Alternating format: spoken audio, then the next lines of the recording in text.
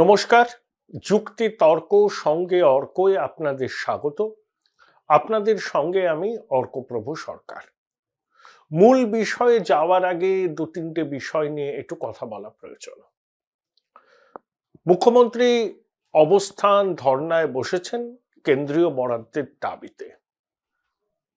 শুক্রবার তিনি ধর্নায় বসেছেন ২রা ফেব্রুয়ারি। সেদিনই কেন্দ্রীয় সরকার প্রায় ১,০০০ কোটি টাকা বরাদ্দ করেছে এবং শুনলাম ব্যাংক ট্রান্সফারের নির্দেশ দেওয়া হয়েছে। কোন প্রকল্পে বরাদ্দ করা হয়েছে? যে গ্রামীণ এলাকায় মানে সর্বত্র সব হাউসহোল্ডে নলবাহিত পরিশ্রুত পানীয় জল। সম্ভবত এই প্রকল্পটির নাম প্রধানমন্ত্রী জলজীবন প্রকল্প। প্রয়াত পঞ্চায়েত মন্ত্রী সুব্রত মুখোপাধ্যায় এই প্রকল্পটির রূপায়ণের ব্যাপারে ভীষণ আন্তরিক ছিলেন। প্রকল্পটি কার্যত 50-50 অনুপাতে অর্থের দায়িত্ব নিতে হয়। রাজ্য সরকার সমপরিমাণ অর্থ দিয়েছে, কেন্দ্র ম্যাচিং গ্র্যান্ট দিয়েছে, আবার কেন্দ্র টাকা পাঠিয়ে দিল, শর্ত দিয়েছে এই টাকা অন্য কোনো খাতে ব্যবহার করা যাবে না এবং ২১ দিনের মধ্যে রাজ্যকে সমপরিমাণ টাকা ওই এসকিউ অ্যাকাউন্টে জমা দিতে হবে।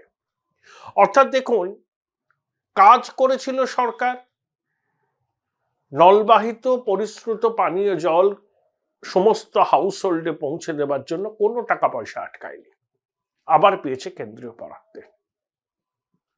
এখানে অভিযোগ ত্রুটি বিচ্যুতি অনেক কম, প্রায় নেগলিজেবল। আসলে প্রাক্তন পঞ্চায়েত মন্ত্রী সুব্রত বাবু ব্যক্তিগতভাবে এই প্রকল্পটি রূপায়ণে খুব আন্তরিক ছিলেন এবং তিনি নজরদারি করতেন, তার অফিসাররাও খুব দক্ষতার সঙ্গে কাজ করেছে। কিন্তু আবাস এবং ১০০ দিনের কাজের প্রকল্পের বিস্তর গরমিলের অভিযোগ আমরা জানি। আমি চর্বিত চর্বণ করতে যাইনি, সেই জন্যই টাকা পয়সা পাচ্ছেন। মুখ্যমন্ত্রী বলেছেন ১০০ দিনের কাজ করলে ১৫ দিনের মধ্যে টাকা পাওয়া সংবিধান প্রদত্ত অধিকার, ঠিক বলেছেন। কিন্তু ওই আইনে ২৭ নম্বর ধারায় বলা আছে, কেন্দ্রের বরাদ্দ টাকা যদি প্রকৃত উপভোক্তার কাছে না পৌঁছয় তাহলে কেন্দ্র কিন্তু টাকা বন্ধ করতে পারে। আইনের এই ২৭ নম্বর ধারাটাকে এখানে উল্লেখ করা হয়েছে। তাহলে সম্পূর্ণ দুটো পৃথিবী দেখুন কেন্দ্রের আর্থিক বরাদ্দের প্রশ্নে। এবার আসি দ্বিতীয় একটি বিষয়, যে এই রেশন দুর্নীতি নিয়ে তো রাজ্য পুলিশ তদন্ত করছিল, সিআইডি তো অভিযোগ করেছিল, অনেকগুলো অভিযোগ করেছিল, কিন্তু সেই অভিযোগগুলো তারা আর তদন্ত করেনি। কেন তদন্ত করেনি আপনারা বুঝতেই পাচ্ছেন।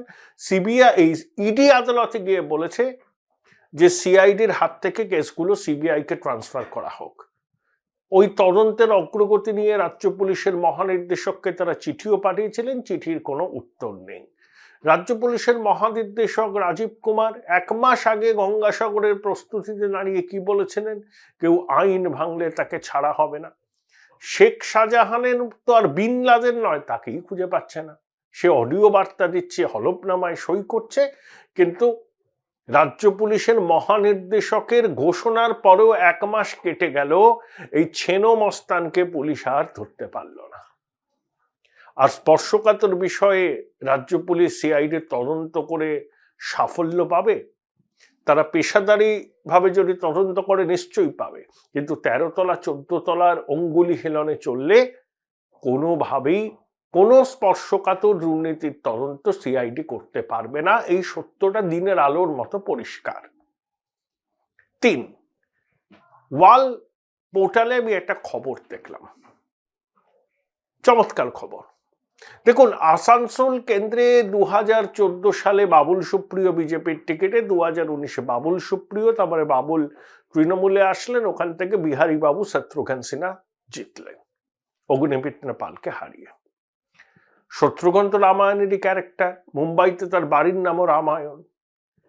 শোনা যাচ্ছে শত্রুঘ্ন সিনহাকে চাপে ফেলতে মোটামুটি তো হিন্দি ভাষী অধ্যুষিত আসানসোল লোকসভা কেন্দ্র, ঝাড়খণ্ড লাগোয়া, তো সেখানে সুফি গায়ক, ওর একটা গান আমার খুব ভাল লাগে, কৈলাশ খেরকে বিজেপি নাকি প্রার্থী করতে চলেছে, সুবহান আল্লাহ ওই গানটার নাম। আমি বহুবার শুনেছি। কৈলাস খের নাকি এখন লালনের গানও গাইছেন।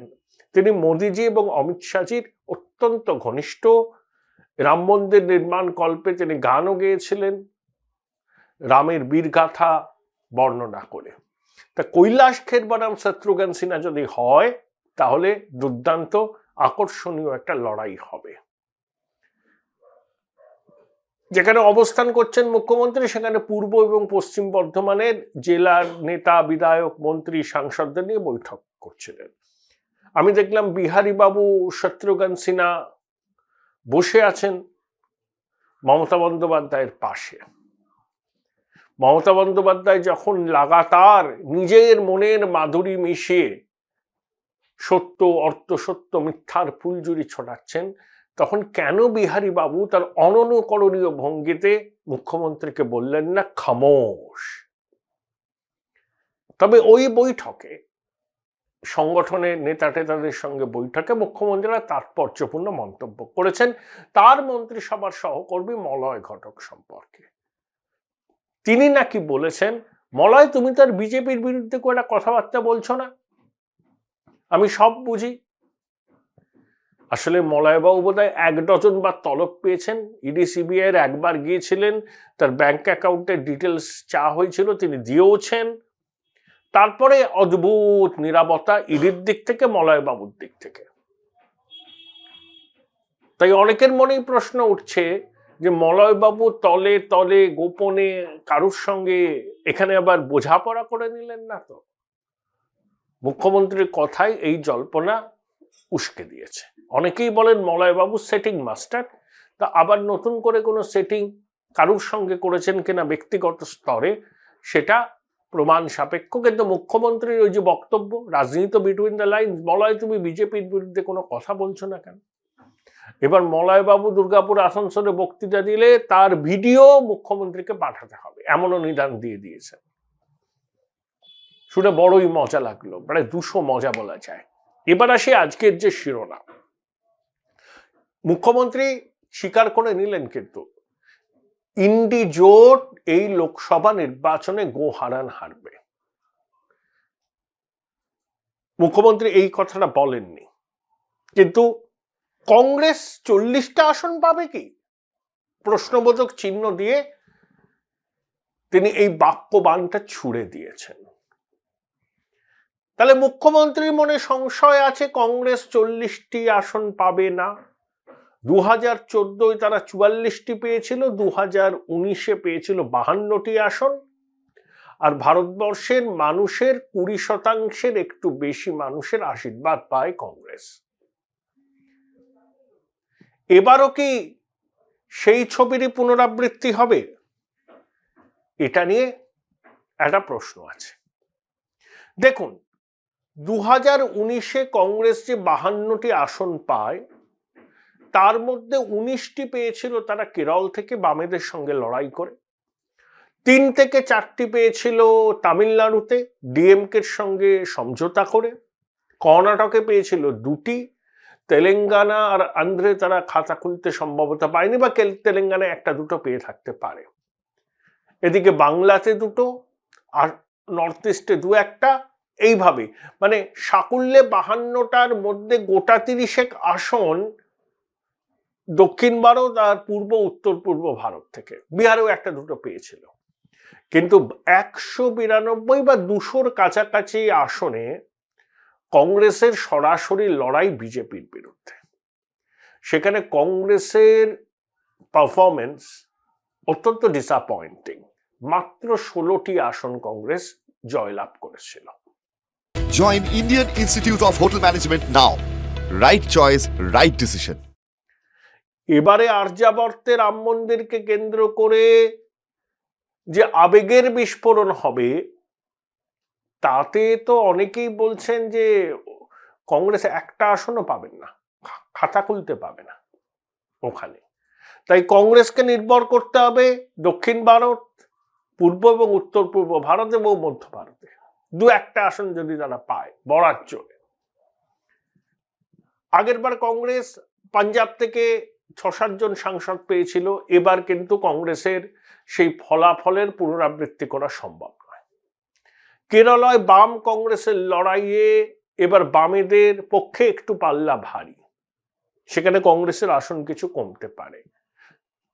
তামিলনাড়ুতে নরেন্দ্র মোদী এবার দাঁড়াচ্ছেন সম্ভবত রামানাথপুরম থেকে, সেখানে একটা হিন্দু আবেগের সুনামি হতে পারে, কংগ্রেসের বিপদ বাড়তে পারে। কর্ণাটকে কংগ্রেস আগের বার দুটো পেয়েছিল, কিন্তু সেবারও কিন্তু কংগ্রেসের সরকার ছিল বিধানসভায়, এবারও কংগ্রেসের সরকার রাজ্যে। লোকসভায় বিজেপি 2019-এ পেয়েছিল 51% ভোট, আর বিজেপির কোর ভোট হচ্ছে 36%। এবার মানে 2023-এর নির্বাচনে শোচনীয়ভাবে বিজেপি হারলেও তার কোর ভোট 36%ই কিন্তু ছিল। আর যে 2019-এ বিজেপি 51% ভোট পেয়েছিল, সেই 15% ভোট হচ্ছে মোদি ভোট। তাহলে এবারও সেই ফলাফল হওয়ার প্রভূত সম্ভাবনা। বাংলাতে কংগ্রেস ওই একটা আসন পেতে পারে, অসমেও তাই, বিহারেও তাই। যদি কেরল থেকে কংগ্রেসের সাংসদ সংখ্যা কমে যায়, তাহলে কংগ্রেস 4-এর ঘরেই দাঁড়াতে পারে। তাহলে এই সংখ্যার বিচারে হীনবল কংগ্রেস কিভাবে বিজেপির মোকাবিলা করবে, এবং সেখানে ইন্ডি জোটের পিন্ডি চটকে যায়। একটা বিকল্প জোট ক্ষমতায় আসতে গেলে সেই জোটের মূল যে শক্তি এখানে কংগ্রেস, তাকে কম করে 150-এর কাছাকাছি আসন পেতে হবে। প্রথম ইউপিএতে কি হয়েছিল? কংগ্রেস 144, বামেরা 61, আরজেডি সম্ভবত 24, অমর সিং এর, মুলায়ম সিং এর সমাজবাদী পার্টিও ভালো আসন পেয়েছিল। আর 2009 কংগ্রেস একাই 209, এবং উত্তরপ্রদেশে সেবার কংগ্রেস তাক লাগিয়ে দিয়েছিল 21টি লোকসভা আসনে জিতে। সেই রামও নেই, সেই রামায়ণও নেই, কংগ্রেস এখন ধুঁকছে। রাহুলের প্রথমে ভারত জোড়ো যাত্রা, তারপরে ভারত জোড়ো ন্যায় যাত্রা, তার অভিঘাত ভোটের বাক্সে কতটা পড়বে? রাহুল দেশকে চিনছেন, দেশের মানুষের সঙ্গে কথা বলছেন, তাদের অভাব অভিযোগ সম্পর্কে সম্যক উপলব্ধি করছেন, ভালো ব্যাপার। কিন্তু এটাকে ভোটে ট্রান্সলেট করতে গেলে যে সাংগঠনিক দক্ষতা, যে পলিটিক্যাল ম্যাচিউরিটির দরকার, রাহুলের সেই নেই, কংগ্রেসের সেটা নেই। তাই মমতা বন্দ্যোপাধ্যায় এটা কিন্তু নির্ভুল আন্দাজ করেছেন, সংশয়ের সঙ্গে 40 ছুঁতে পারবে তো। রাহুলকে তিনি বেলাগাম আক্রমণ করেছেন, নাম করেননি। কুহু কুহু বলে একজন আসেন, ঘুরে বেড়ান, বিড়ি না কি খায়, বিড়ি বাঁধতে জানে না, চা করতে জানে না, বাচ্চাদের আদর করতে জানে না, এসব তো বলেছেন রাহুলের ন্যায়যাত্রা বাংলার সীমান্ত পেরোনোর পরে। কিন্তু তার মধ্যে যে কথাটা বলেছেন, সিপিএম কংগ্রেস মুসলমানদের সুড়সুড়ি দিচ্ছে, বিজেপি হিন্দুদের সুড়সুড়ি দিচ্ছে।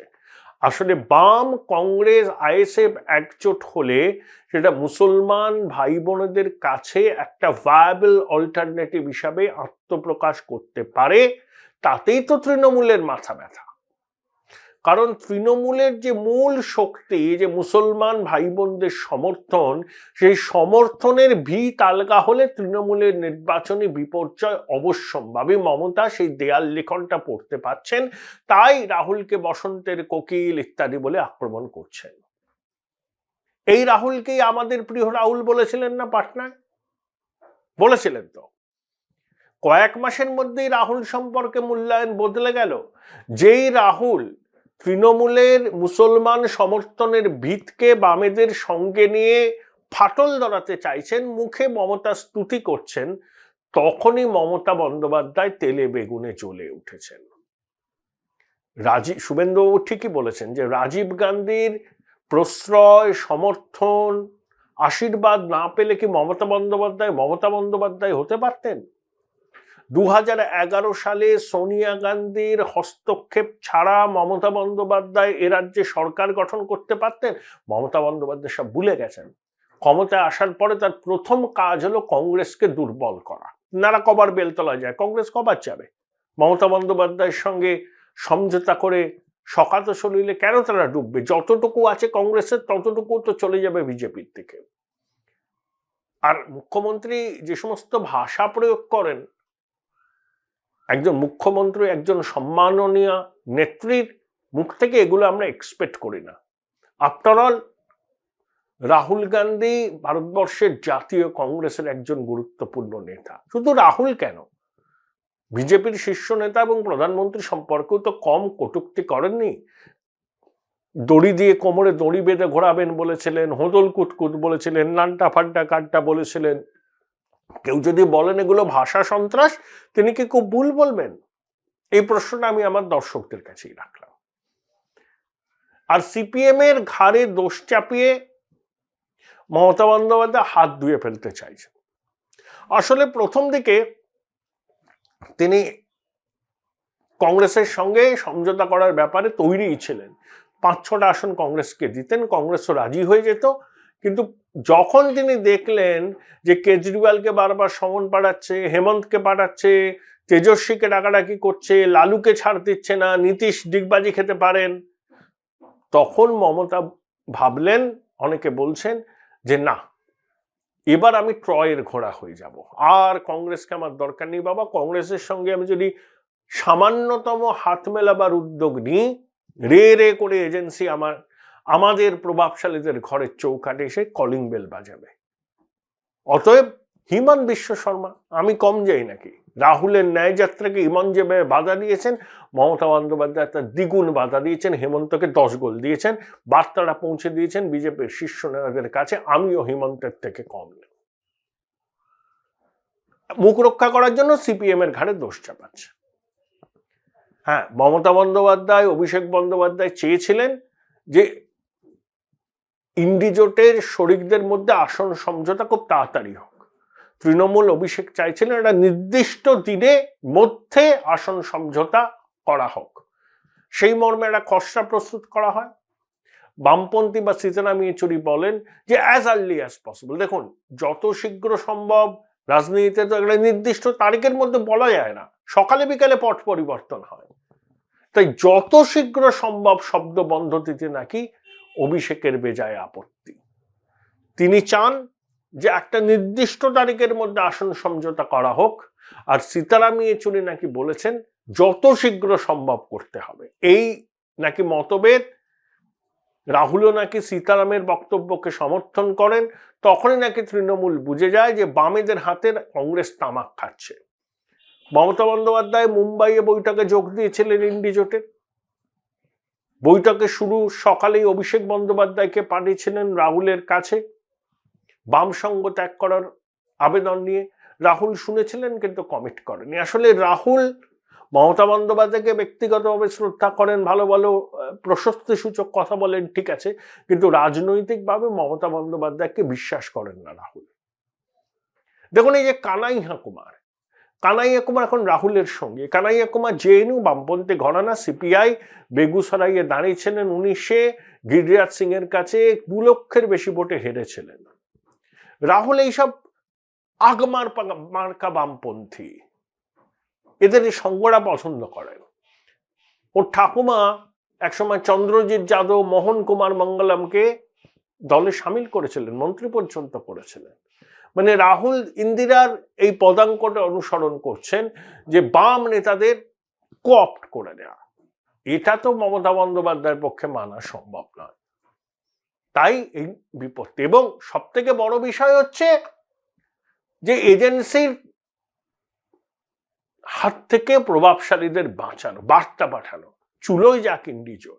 সেই জন্য পরিষ্কার বলেই দিলেন যে 40 ছুঁতে পারবে কি কংগ্রেস। তার মানে কি ইন্ডিজোটের পিন্ডি চটকে গেল। কংগ্রেস যদি 40 ছুঁতে না পারে, তাহলে ইন্ডিজোট সরকার গঠন করবে? ইন্ডিজোটের আসন সংখ্যায় হয়তো 110-15 গিয়ে থামবে। মমতা বন্দ্যোপাধ্যায় কংগ্রেস 40 ছুঁতে পারবে কিনা বলে ভবিষ্যৎবাণী করছেন। তৃণমূল কংগ্রেস 2019 সালের ফলাফল 2024-এর লোকসভা নির্বাচনে ধরে রাখতে পারবে তো? এই প্রশ্নটাও উঠছে বিভিন্ন মহলে।